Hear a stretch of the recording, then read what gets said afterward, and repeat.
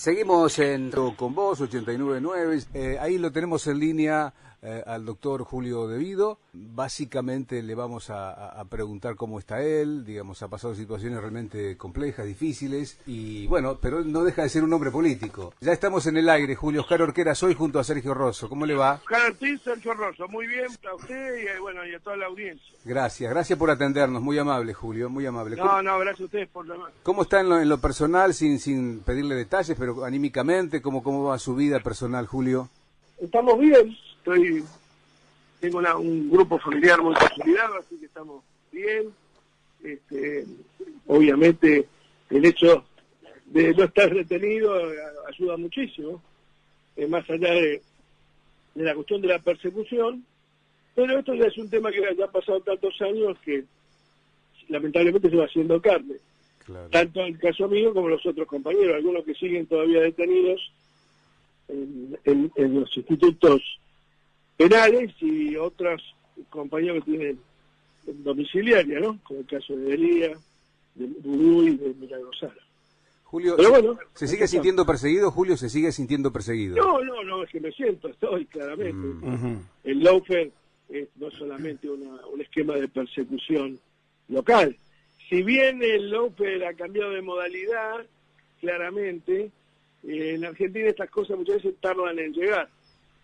Claramente, en Brasil, por ejemplo, hay toda una revisión de lo que ha hecho este sátrapa de Sergio Moro, y la propia restitución de los derechos ciudadanos a Lula, que habían sido obviamente ilegalmente conculcados. Y bueno, después el pueblo brasileño elegirá a quien quiere que tenga la iniciativa política. Pero en Argentina todavía esa suerte de limpieza, de ordenamiento y de transparencia en relación a la persecución de las causas armadas no aparece. Yo creo que ya no tanto por influjo de la embajada, que fue la que originalmente lo impulsó, fundamentalmente a partir de la gestión de Donald Trump, sino porque aquellos que llevaron adelante esa persecución en la Argentina, gran parte de la Corte, la totalidad de las cámaras federales, recién ahora con la incorporación de Boyko y de Fara, se empieza a ver un poco más de transparencia. Por lo demás, Bruglia, Bertucci y D'Urso, que fue claramente el ejecutor de esto, siguen estando en sus cargos. Igualmente, lo del fiscal Stornelli, creo que solamente hay que ser ciego, sordo y mudo para no darse cuenta de que la persecución continúa, más allá de lo que uno sienta, ¿no? Estamos hablando con Julio Devido, que antes lo presenté como doctor, pero es ingeniero. No, soy arquitecto. Julio, ¿y por qué semejante encono hacia su persona? ¿A quién la hizo mal usted? No, claramente no es un problema, es un problema de intereses, que se reflejan en el encono, digamos, manifiesto.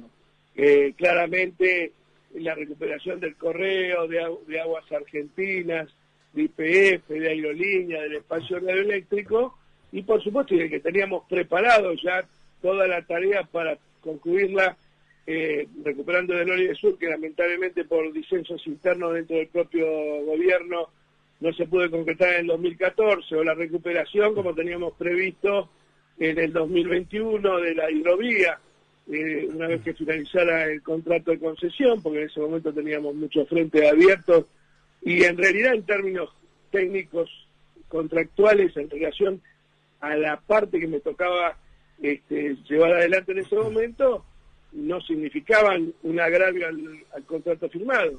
El problema grave de la hidrovía es que manejan, en conjunto con las 8 grandes exportadoras monopólicas, manejan el comercio exterior argentino.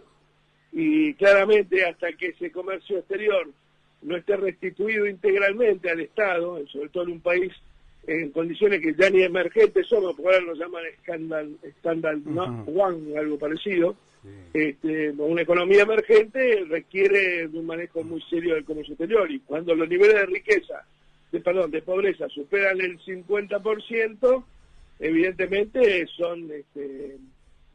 una obligación del Estado manejar el flujo de dólares que ingresa al país, porque esos dólares no ingresan por por el talento de unos pocos.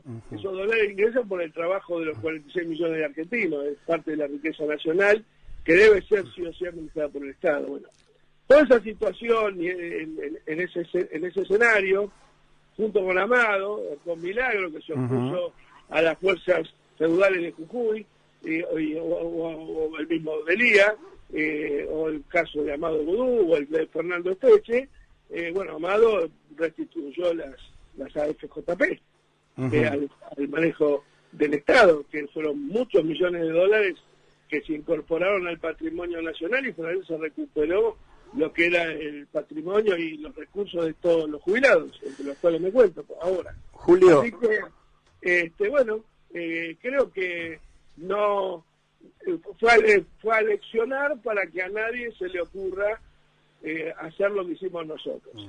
Y lamentablemente pareciera que la coalición gobernante, como le gusta autodefinirse al frente de todos ahora, que ha dejado de ser un frente para transformarse en una coalición, ese volver mejores significaba justamente no desafiar a los poderes fácticos argentinos, ¿no? Encabezado por ahí ahora el Grupo Clarín, Techín, Pagani, Aceitera Giraldella, bueno, todo ese grupo que fue absolutamente funcional a la política económica de Macri, aunque aparentemente nos cuesta entender por qué, claramente fueron funcionales porque fueron los que les permitió jugar todas las divisas que no habían podido jugar durante los 12 años del gobierno de nuestro gobierno. Bien, Julio. Bueno, eso es un poco el razonamiento mío. Julio, muchos temas, pero no quería dejar pasar y le quería preguntar, yo en lo personal creo que en algunas causas los debidos procesos no estuvieron respetados, que la prisión domiciliaria fue absolutamente arbitrario, pero también la imagen de López con los bolsos también es fuerte. ¿Qué piensa usted de eso? Y mira, fíjate vos que la justicia del bloque está por salir en libertad. Y cuando Ricardo Jaime, que no volvió ningún bolso, todavía está preso. Así que fíjate vos que a López lo premiaron. ¿Por qué lo premiaron? Porque fue quinta columna. Él armó todo ese servicio del CEN junto con el macrismo, producto de algún acuerdo que tendría. Bueno, la casa de él era de alguna manera propiedad de Caputo a través de un tercero. Pero bueno, claramente pienso eso. Ha habido mucha quinta columna, fue parte de los arrepentidos también. Los arrepentidos fueron parte del lawfare para perseguirnos. La verdad que no pienso nada más que lo que objetivamente se ve. Está hablando de un López traidor, Julio. No, es que sea, me parece una palabra demasiado grande. ¿Y se sintió traicionado por alguien, Julio? No. De ninguna manera. Hay diferencias políticas profundas en relación a cómo se encara y con qué presencia de ánimo se defienden a los compañeros. Eso sí, pero son diferencias políticas, nada más que eso. Profundas, muy profundas, y digamos, y situaciones personales que no van a retornar nunca a la relación anterior. Pero por ejemplo, con Cristina Fernández. La traición es otra cosa. Traidores fue Judas, el que entregó a los 300 guerreros griegos valientes del desfilado de las Termópilas, que nunca me acuerdo el nombre, pero ahí están los traidores. Julio, ¿esperó algo más de Cristina? ¿Esperó algo más? ¿Esperaba algo más de Cristina Fernández de Kirchner?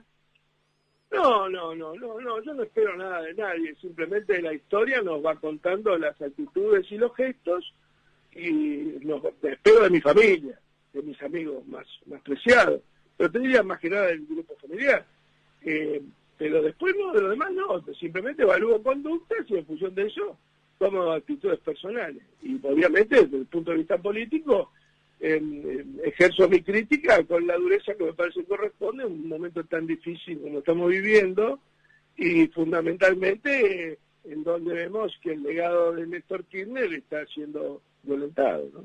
¿Por quién, Julio? Bueno, el presidente el primero, ¿no? Néstor Kirchner jamás hubiera dicho que era socialdemócrata y demás, y algunos silencios de Cristina y de algún sector también me parece que apunta por ahí, pero bueno, lo manifiesto de otra manera, ¿no? Desde lo personal, la política, si bien las personas son fundamentales en el recurso de la historia, eso lo dice con mucha claridad Trotsky en su historia de la Revolución Rusa, y no coincido en casi nada con Trotsky, pero en eso sí. Dice que las líneas de la historia, las tendencias históricas son personalísimas. Julio. Pero eso no significa que las personas sean importantes, sino las conductas de las personas son las que van marcando el devenir histórico. Julio, hace un rato mencionaba lo de Milagros Salas, y le quería preguntar cómo vio o qué piensa de las elecciones en Jujuy del domingo. Que fueron una farsa. Una farsa, y te digo más.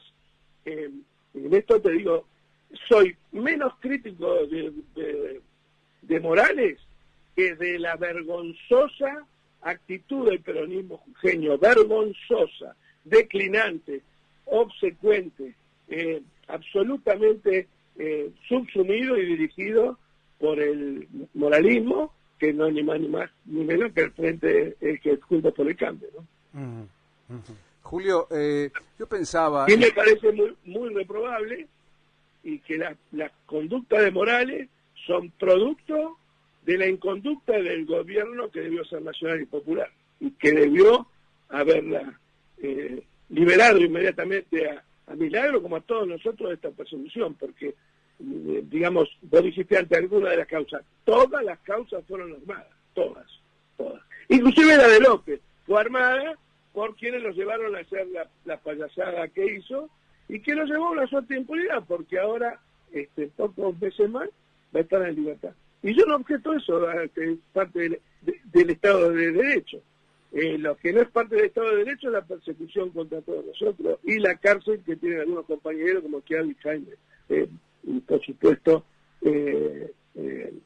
Amado y Medellín. Claro. Julio, yo repasando su actividad pública desde la provincia de Santa Cruz, 12 años con 2 presidentes diferentes, ¿qué opinión tiene del empresariado argentino?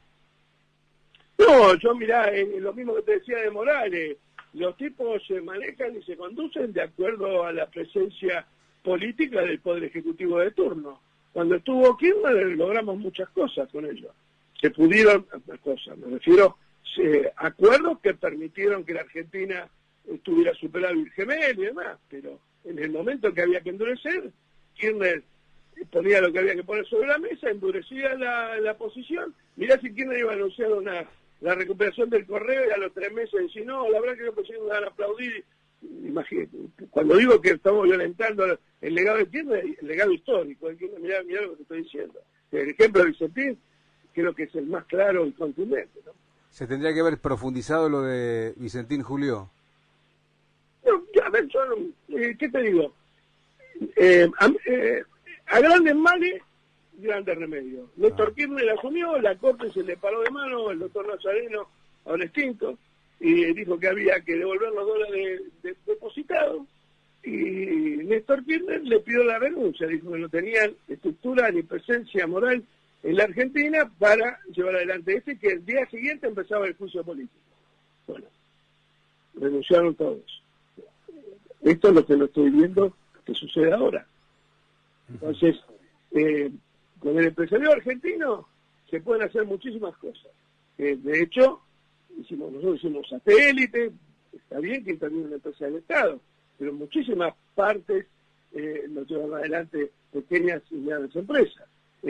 Expandimos y abrimos claramente, abrimos en serio el mercado chino y el mercado ruso a nuestros productos, y por supuesto hacíamos procesos de intercambio tecnológicos tendientes a que la Argentina tuviera transferencia de tecnología y que inmediatamente nos llevaran adelante la industria nacional. De hecho, hoy por hoy estaríamos en condiciones de hacer una central similar a Tucha 2 con tecnología china, pero con un aporte de casi el 80%, 85% de la industria nacional, y ese crecimiento de la participación de la industria nacional va haciendo que vos te apropies de la tecnología sin pelearse con el otro Estado, y de última vas a hacer una plataforma de desembarco de la tecnología china y del comercio exterior chino en un marco de igualdad, no llaves manos ni estas cosas. Y con los rusos veníamos muy avanzados también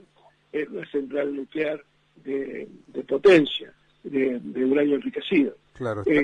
Bueno, Estamos hablando con Julio De Vido, ex ministro, hombre muy fuerte en los gobiernos de Néstor y de Cristina, también allí en la provincia de Santa Cruz, ex diputado de la Nación. Julio, ¿cómo están tus causas en términos generales? La queremos escuchar de tu boca. Eso llamar a Ruscón y te va a explicar en detalle. Yo la verdad que no mi energía y mi libido la estoy, tiene por supuesto mi compañera, que está todo el tiempo atrás de vos misma. Claro. Y no te voy a poder dar un detalle más serio y más claro que el nuestro. Sí, te doy solo caso. No, está muy bien. Este tema de la obra pública, con escuchar a alguna de las audiencias, ustedes que son periodistas, hace un lunes escuchan la y van a ver la vergüenza de lo que es ese juicio en relación a que inclusive que tratan a todos los imputados con la misma vara, cuando algunos prácticamente no tuvimos la menor relación con los hechos que se nos imputan. Julio. Es decir, las obras fueron construidas en la provincia de Santa Cruz, con fondos nacionales, y yo estoy imputado sin haber sido ni siquiera el que adjudicó la obra. Así que te doy ese caso, famoso. Los demás son todo pura vergüenza. Bueno, la causa de los cuadernos es de público, no hace falta que te explique. Pero de todas maneras, si a ustedes les interesa eso, el del doctor Rusconi o la doctora Ministrini. Sí, te entiendo. Julio, el presidente se puso de alguna manera a la cabeza de la reforma judicial y hay todo como una resistencia de la oposición. ¿Cómo lo ves? ¿Estás de acuerdo con la reforma? Me parece que más que... No, en principio el texto no me complacía porque blanqueaba todas las causas armadas contra nosotros.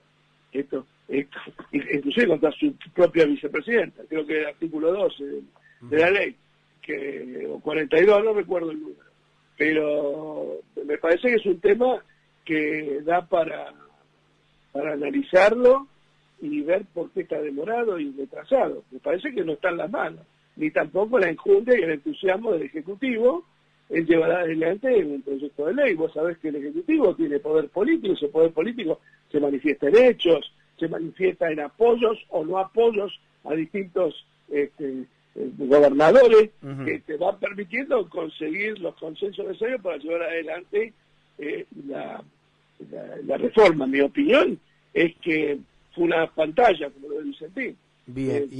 Se anunció algo sin voluntad política de llevarlo adelante. Mira, yo te digo, como formé parte de un gobierno en donde claramente la voluntad política era un ítem protagónico del proceso,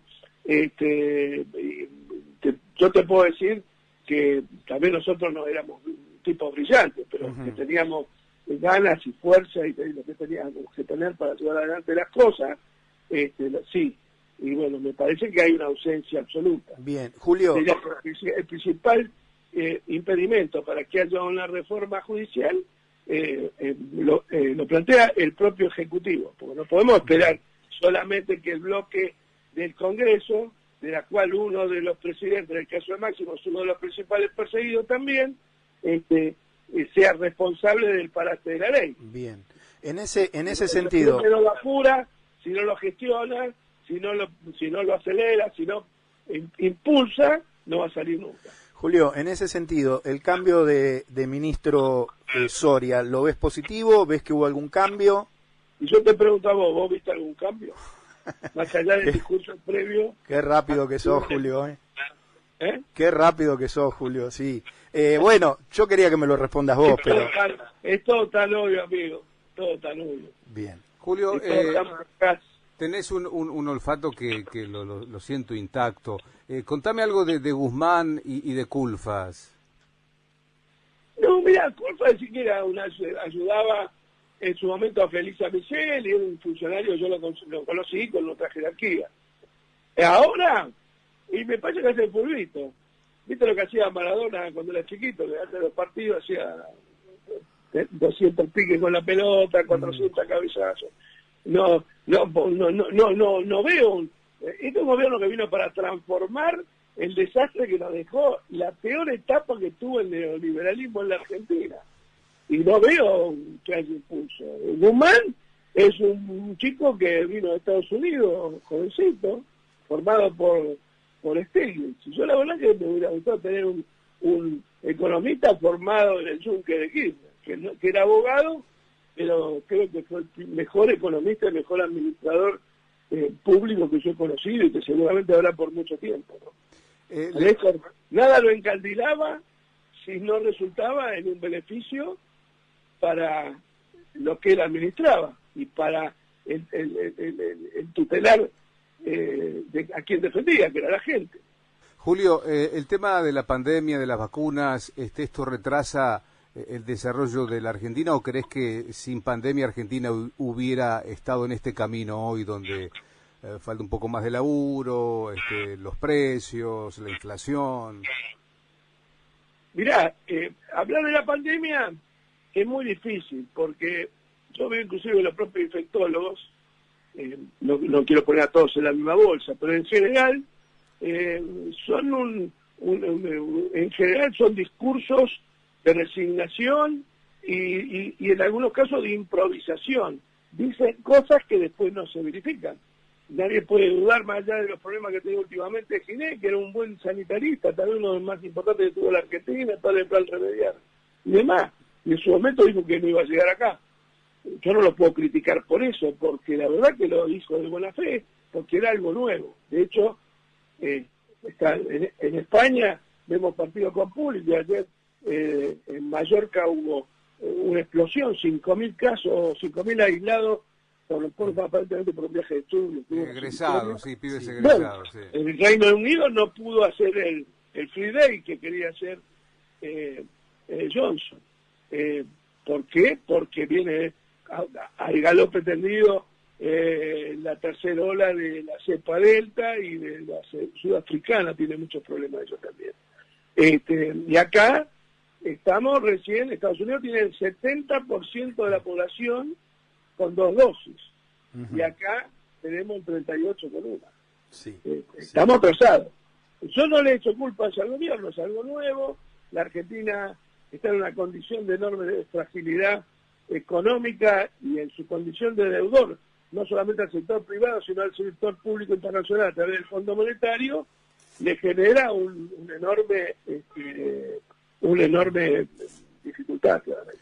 Julio, te pido disculpas por la imprecisión. Leí por ahí que estás inhabilitado para ejercer cargos, pero sobre esto, ¿tenés ganas de seguir en política?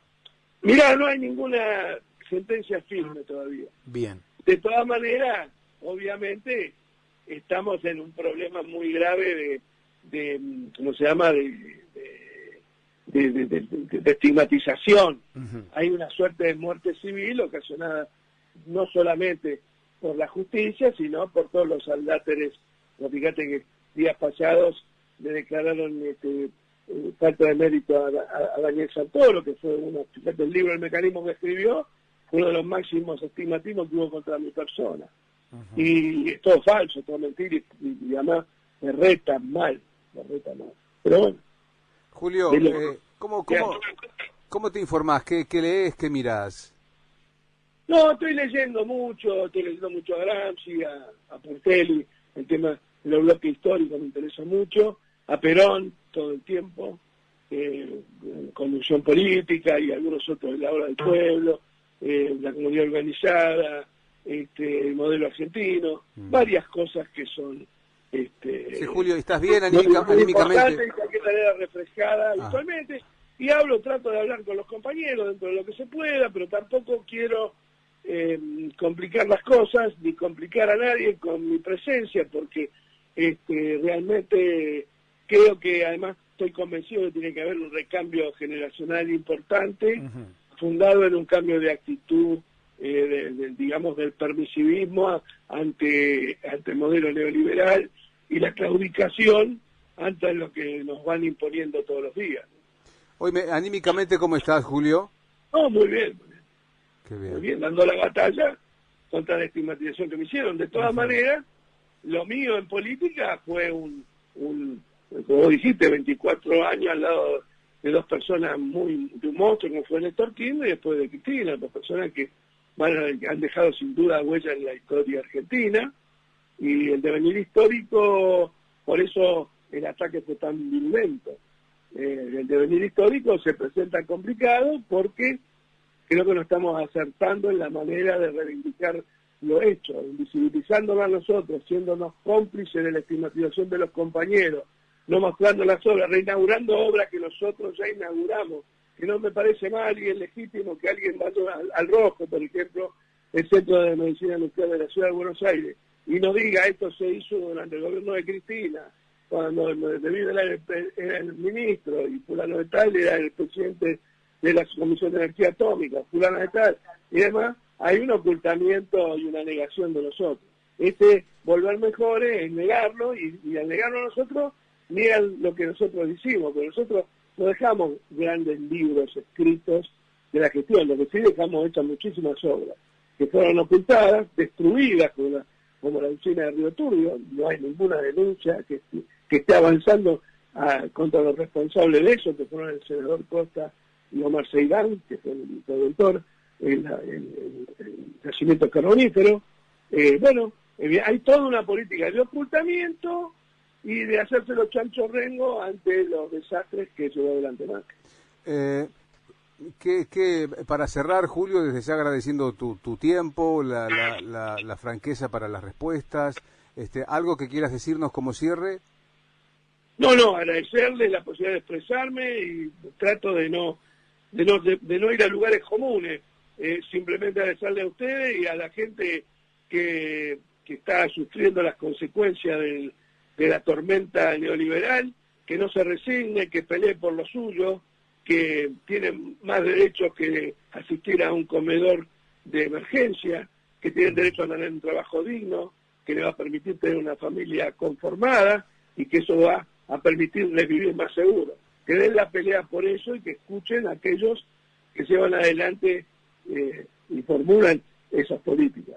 Creo que la Argentina necesita una reforma constitucional urgente, que tenemos que volver y repensar el federalismo, que es la esencia de la nacionalidad, como hicieron los americanos, que piensan siempre su historia en función de los padres fundadores. Nuestros padres fundadores fueron los caudillos federales. De hecho, la Constitución, en el preámbulo, así lo admite, diciendo que el federalismo es la forma de gobierno, pero un federalismo real, en donde las riquezas queden en el lugar donde se produzca y haya un esquema de nivelación económico con un Estado nacional mucho más pequeño, estados provinciales mucho más poderosos, más presentes, y con el apoyo económico de los Estados del Estado Nacional para poder llevar adelante políticas, ya no sociales, sino políticas de recuperación del empleo, y sociales también, de la recuperación del empleo, de la educación pública, de la industria, del mercado interno y de la recuperación del comercio exterior, para que la divisa que entra al país, que es producto del esfuerzo de todos los argentinos, sea realmente aprovechada por todos y no solamente que sirva para concentrar más la riqueza en lo que las tiene. Julio, te agradecemos, te mandamos un cordial saludo desde aquí de Radio Con Vos, de Va por Vos. Gracias por atendernos hasta cada momento, Julio. Chao, un abrazo grande. Gracias, Julio. Chao. Julio Devido, Va por Vos.